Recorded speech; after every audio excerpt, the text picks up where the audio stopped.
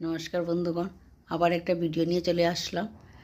কাচার হিন্দু মিলন মন্দিরের 50 বছর পূর্তি উপলক্ষে ফিজি থেকে শ্রীমৎ স্বামী যুক্তানন্দজি মহারাজ এসেছেন। উনি হলেন রাষ্ট্রপতি পুরস্কার প্রাপ্ত।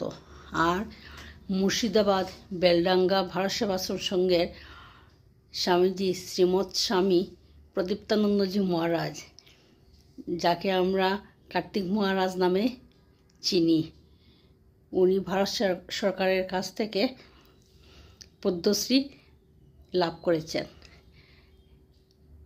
তো উনিও এসেছেন।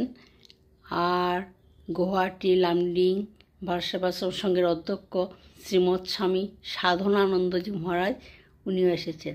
তো আমি আপনাদের কাছে সব কিছু তুলে ধরবো, আপনারা আমার পাশে থাকুন। এবং পরম পূজ্যপাদ শ্রীমৎ স্বামী সংযুক্তানন্দজি মহারাজ, সঙ্গে গুণসিন্ধু মহারাজ রয়েছেন।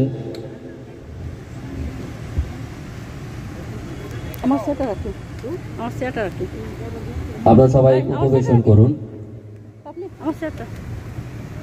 বিগলিত জীব দুঃখ করুণামৃত ঘন দেহম সুগঠিত হিন্দু সমাজ শরীরম কেশবধৃত প্রণব শরীর জয় জগদীশ হরে, জয় জগদীশ হরে। নমস্কার। কাছাড় হিন্দু মিলন মন্দিরের আমাদের সুবর্ণ জয় এই ধর্ম সম্মেলনের আহ্বায়ক মাননীয় বিধায়ক শ্রী দীপায়ন চক্রবর্তী মহাশয়, সবাইকে অনুরোধ রাখবো প্রদীপ প্রজ্বলনের মাধ্যমে অনুষ্ঠানের শুভারম্ভ করার জন্যে। মায়েরা একটু উলুধ্বনি করবেন। দীপজ্যোতির পরম জ্যোতি, দীপজ্যোতির জনার্দন, দীপহরতু মে পাপম, দীপজ্যোতির্নমস্তুতে, শুভং করতু কল্যাণম, আরোগ্যম সুখ সম্পদম, শত্রুবুদ্ধি বিনাশায়, দীপজ্যোতির্নমস্তুতে। শ্রীমৎ স্বামী সংযুক্তানন্দজি মহারাজ, গুণসিন্ধু মহারাজ, দীপায়ন চক্রবর্তী মহোদয়, বেণুমাধব রায় মহোদয়, উপস্থিত ভাই বোনেরা, আমরা স্বামী প্রণবানন্দজি মহারাজের বন্দনা গাইতে গিয়ে বলি,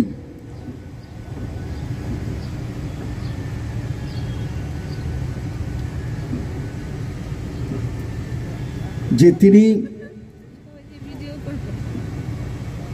এই ধরনীতে অবতীর্ণ হয়েছিলেন ভারতীয় ধর্ম এবং সংস্কৃতিকে রক্ষা করার জন্য।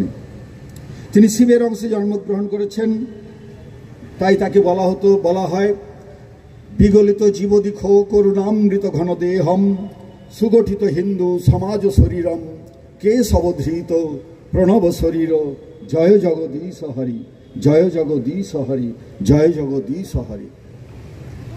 সেই স্বামী প্রণবানন্দজি মহারাজের আসর এখানে সুপ্রতিষ্ঠিত হয়েছে।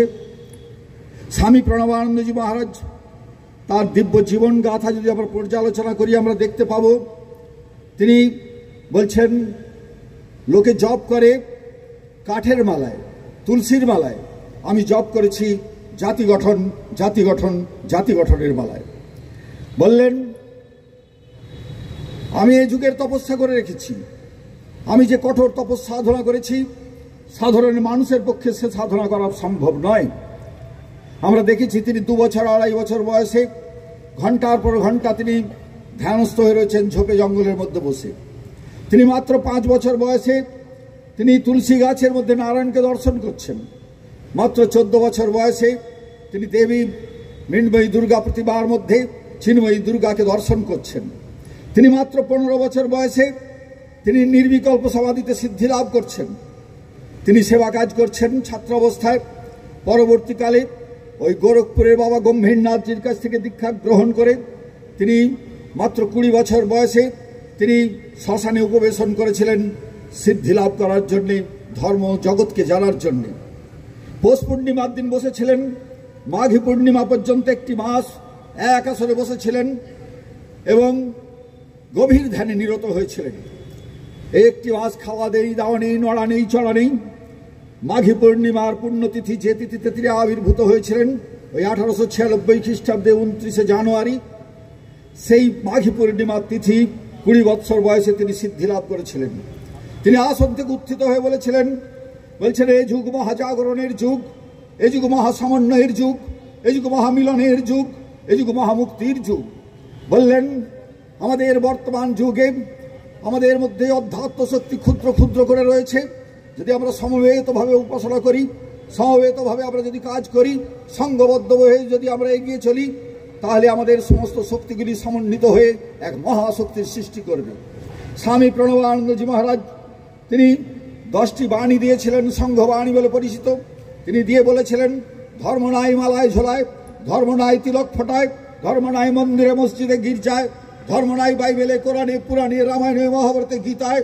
ধর্ম আছে ত্যাগে, ধর্ম আছে সংযমে, ধর্ম আছে সত্যে, ধর্ম আছে ব্রহ্মচর্যে, আর ধর্মের প্রাণ আচার অনুষ্ঠান অনুভূতিতে। স্বামী প্রণবানন্দজি মহারাজ বলছেন, ধর্মগ্রন্থে ধর্ম কথা লেখা রয়েছে, কিন্তু তুমি যদি আচরণ না করো তাহলে তুমি ধর্মজীবন লাভ করবে কি করে? তখন তুমি ধর্ম লাভ করতে পারবে। তাই স্বামী প্রণবানন্দজি বলছেন, এই ত্যাগ, সংযম, সত্য, ব্রহ্মচর্য এটি হচ্ছে প্রকৃত ধর্ম।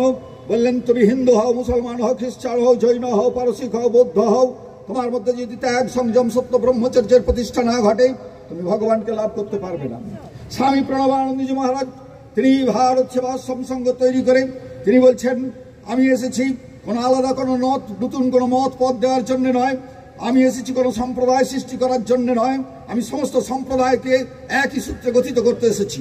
সমস্ত সম্প্রদায়কে একই সূত্রে গঠিত করে আমি প্রত্যেকটি সম্প্রদায়ের প্রতিটি মানুষ তারা সকলে যেমন উপাসনা করছেন, যেমন মত এবং পথকে অবলম্বন করে চলছেন, তারা চলবেন। কিন্তু সাথে সাথে তাদের চিন্তা রাখতে হবে তারা দীক্ষা নেওয়ার আগে বা তারা ওই যে মত বা পথের অনুশাসনকে মেনে চলেছেন, সেই মত এবং পথ সনাতন হিন্দু ধর্মের। তাই সনাতন হিন্দু ধর্ম, তুমি ধর্মের যে পথেই যাও না কেন, তুমি প্রথমে হিন্দু, তুমি দীক্ষা নেওয়ার পরেও বা নতুন পন্থাকে অবলম্বন করার পরেও তুমি হিন্দু। বললেন এই হিন্দুত্ব বোধকে আমি জাগাতে চাই। তিনি বললেন আমি হিন্দুকে আমি হিন্দু আমি হিন্দু আমি হিন্দু জপ করাবো। বললেন এই হিন্দুত্ব যখন এই মানুষের মধ্যে জাগরিত হবে, তখন মানুষ নয় দেবতায় রূপান্তরিত হবে। মানুষের মধ্যে যে সমস্ত দোষ আছে, ত্রুটি আছে, সেগুলিকে সংশোধন করে একটি নির্মল মানুষে রূপান্তরিত হওয়ার জন্য সে প্রয়াস গ্রহণ করবে। তাই স্বামী প্রণবানন্দজি বললেন হিন্দুত্বই ভারতীয়ত্ব। তাই ভারতবর্ষের যে সমস্ত মানুষ রয়েছে যারা ভারতবর্ষকে মা বলে মনে করে, একমাত্র হিন্দু। তাই হিন্দুরাই ভারতবর্ষকে নিজের মাতৃভূমি, জন্মভূমি, পুণ্যভূমি, তীর্থভূমি বলে অভিহিত করে, আর কেউ করে না। আর সকলকার মন পড়ে রয়েছে ভারতবর্ষের বাইরে। তাই আমাদেরকে যদি ভারতবর্ষকে ভালোবাসতে হয় তাহলে হিন্দুত্বের প্রচার করতে হবে। হিন্দুত্বই ভারতবর্ষকে মহান থেকে মহিয়ান করবে। বললেন আমার ইচ্ছা হিন্দু জাতি জাগবে, আমার ইচ্ছা হিন্দু জাতি উঠবে, আমার ইচ্ছা হিন্দু জাতি জগৎ বরেণ্য আসন লাভ করবে। স্বামী প্রণবানন্দজি মহারাজ তাই বললেন এই সনাতন হিন্দু ধর্মের প্রচার এবং প্রসার করতে হবে। বললেন হিন্দুর মধ্যে রয়েছে মানবিক গুণগুলোর বিকাশ প্রকাশ, আর কোনো ধর্মের মধ্যে নেই। তাই হিন্দুর জাগরণ ভারতের জাগরণ, ভারতের জাগরণ মানবিকতার জাগরণ। তাই প্রত্যেকটি মানুষকে হিন্দু ধর্মের পথে চলতে হবে। বললেন হিন্দুর জাগরণ যত বেশি হবে, তত ভারতবর্ষে শুধু সান্ত্বনা নেমে আসবে না, পৃথিবীর মানুষের মুখে শান্তি এবং সান্ত্বনা নেমে আসবে। তাই হিন্দুত্বকে প্রচার এবং প্রসার করতে হবে। তাই স্বামী প্রণবানন্দজি মহারাজ বললেন আমাদের মধ্যে যে ভেদ রয়েছে, বিভেদ রয়েছে, তাকে দূরীভূত করে আমাদেরকে ওই হিন্দুত্বের নামে আমাদের জয়ধ্বনি করতে হবে। বললেন স্বামী প্রণবানন্দজি বললেন তোমাদের কাছে শিখতে হবে। ওই মুসলমানের আছে মসজিদ, ওই খ্রিস্টানের আছে চার্চ, তেমনি হিন্দুর একটি করে মন্দির তৈরি করো, নাম দাও হিন্দু মিলন মন্দির। আমরা বিভিন্ন গুরুর কাছ থেকে দীক্ষা গ্রহণ করতে পারি, কিন্তু আমি প্রথমে হিন্দু পরেও হিন্দু। তাহলে আমরা একটি হিন্দু মিলন মন্দিরের মধ্যে সমস্ত গুরুর পূজা উপাসনা করব। সেখানে দেবী দুর্গা, মা কালিকা, লক্ষ্মী, সরস্বতী সমস্ত পূজার উপাসনা একই জায়গায় হবে। সেখানে রামায়ণ, মহাভারত, গীতা, ভাগবত পাঠ হবে, সেখানে হরিনাম সংকীর্তন হবে, এবং যে সমস্ত গুরু যারা রয়েছে আমাদের সমাজে তাদেরকে বিভিন্ন আসন থাকবে। একটি ঘরের মধ্যে সকলকে সমমর্যাদা সেখানে রাখা হবে। একটি বিরাট নাট মন্দির থাকবে, সেখানে সাপ্তাহিক অধিবেশন হবে, সেখানে প্রার্থনা হবে, সেখানে বিভিন্ন রকম শাস্ত্র গ্রন্থ চর্চা করা হবে। হিন্দু ধর্মকে রক্ষা করার জন্যই হিন্দু রক্ষী দল তৈরি করা হবে, যারা হিন্দুর উপর অত্যাচার করবে তাদেরকে প্রতিরোধ করার জন্য। স্বামী প্রণবানন্দজি বললেন তাকিয়ে দেখো তোমার দেবী দুর্গার হাতে 10 প্রহরণ, কালীর হাতে রক্তাক্ত খড়গ, শিবের হাতে শানিত ত্রিশূল, রামচন্দ্রের হাতে ধনুর্বাণ, তোমার ভগবান শ্রীকৃষ্ণের হাতে সুদর্শন চক্র। এ দেখে কখনো মানুষ কি দুর্বল হয়, ভীরু হয়, কাপুরুষ হয়? হিন্দু ধর্ম শক্তি সাধনার ধর্ম, তাই হিন্দু ধর্ম কখনো দুর্বলতার ধর্ম নয়। তাই স্বামী প্রণবানন্দ বলছেন এই সমস্ত দেবদেবীর উপাসনা করে কি মানুষ কখনো দুর্বল হতে পারে? তাই স্বামী প্রণবানন্দ মহারাজ বললেন আমাদেরকে শক্তির সাধনা করতে হবে, অন্যায়ের প্রতিকার প্রতিবিধান করতে হবে, তবে এই হিন্দু জাতি বাঁচবে। আমার শাস্ত্র বলছে বীর ভোগ্যা বসুন্ধরা, যারা বীর, যারা শক্তিশালী, তারা এই পৃথিবীতে টিকে থাকে। তাই আমাদেরকে শক্তিশালী হতে হবে পৃথিবীতে টিকে থাকার জন্যে। তাই সনাতন হিন্দু ধর্মের প্রচার এবং প্রসারে আমাদের মন দিতে হবে। তাই স্বামী প্রণবানন্দ বললেন গ্রামে গ্রামে, নগরে নগরে, শহরে শহরে একটি করে মিলন ক্ষেত্র তৈরি করো, নাম দাও হিন্দু মিলন মন্দির, এবং সমস্ত শ্রেণীর হিন্দুদেরকে সেখানে সমবেত করো এবং সেখানে শক্তি সাধনার ব্যবস্থা করো। হিন্দু ধর্মের যে সমস্ত অনাচার আছে, কুসংস্কার আছে, এই হিন্দু মিলন মন্দির তা দূরীভূত করবে। হিন্দু ধর্মের মধ্যে যারা দুর্বল, যারা অসহায়, তাদেরকে সমাজে প্রতিষ্ঠিত করার জন্য হিন্দু মিলন মন্দির সচেষ্ট হবে। সেই হিন্দু মিলন মন্দিরের মাধ্যমে স্কুল, কলেজ, হোস্টেল, ছাত্রাবাস, বিভিন্ন রকম উন্নয়নমূলক কাজ সমাজের মধ্যে হবে। সেই হিন্দু ধর্মের মধ্যে যারা যে সমস্ত মানুষগুলি বিপদগামী হয়েছে তাদেরকে সুপদগামী করার জন্য হিন্দু মিলন মন্দির প্রয়াস গ্রহণ করবে। বুদ্ধি দিয়ে, ভালোবাসা দিয়ে, যদি না হয় শক্তি প্রদান করে। স্বামী প্রণবানন্দ বলছেন আমার এই ধর্মে, যে ধর্মের কথা আমি প্রচার করতে চাই, এ ধর্ম কথা বলবে। বললেন পৃথিবীতে এমন একদিন আসবে যখন এই হিন্দু ধর্মের জয় কথা পৃথিবীর মধ্যে বিকশিত হবে। স্বামী প্রণবানন্দ বলছেন আমার ইচ্ছায় হিন্দু জাতি জাগবে, আমার ইচ্ছায় হিন্দু জাতি উঠবে, আমার ইচ্ছায় হিন্দু জাতি জগৎ বরেণ্য আসন লাভ করবে। স্বামী প্রণবানন্দ মহারাজের এই হিন্দুত্ব বোধকে আজ জাগিয়ে দেওয়ার জন্য গ্রামে গ্রামে, নগরে নগরে, শহরে শহরে হিন্দু মিলন মন্দির তৈরি হয়েছে। আজকে স্বামী প্রদীপ্তানন্দজি মহারাজ, স্বামী সংযুক্তানন্দজি মহারাজ ভারত সেবা সংঘের অন্যতম শ্রেষ্ঠ বক্তা। তারা গ্রামে গ্রামে, শহরে শহরে, নগরে নগরে পরিভ্রমণ করে আর চিৎকার করে হিন্দুদেরকে জাগরিত করার জন্য যে প্রয়াস গ্রহণ করেছেন, আমরা যদি সকলে এগিয়ে না আসি তাহলে সেই প্রয়াস ব্যর্থ হয়ে যাবে। আজ পাশাপাশি বাংলাদেশের দুরবস্থার কথা চিন্তা করেও যদি আমাদের চেতনার জাগরণ না ঘটে তাহলে আমাদেরকে আর বলার কিছু নেই। আমরা আমাদের পরিবার নিয়ে আমরা বেঁচে থাকতে চাই। আমার সমাজ, আমার দেশ, আমার জাতিকে রক্ষা করার জন্য আমাদের কোনো প্রয়াস নেই, আমাদের প্রচেষ্টা নেই। তাই ভগবানের শুভ আশীর্বাদ আমাদের শিরে বর্ষিত হচ্ছে না। তাই আজকে সংঘবদ্ধ হয়ে সুশৃঙ্খল একটা জাতি গঠন করার জন্য আজকে স্বামী প্রণবানন্দ মহারাজ যে পথ দেখিয়েছেন সেই পথকে অবলম্বন করে চলতে হবে। স্বামী প্রণবানন্দ বলছেন আজ যদি ব্যাস, বশিষ্ঠ, বাল্মীকি, সুখ, শ্রমিক, শঙ্করাচার্য, জনক, যুধিষ্ঠির, রামচন্দ্র, কৃষ্ণ, ভীষ্ম, ধনঞ্জয়ের মতো যদি বেদজ্ঞ পুরুষ থাকতো তাহলে বুঝতে পারতো স্বামী প্রণবানন্দ কে, কি জন্য এসেছে।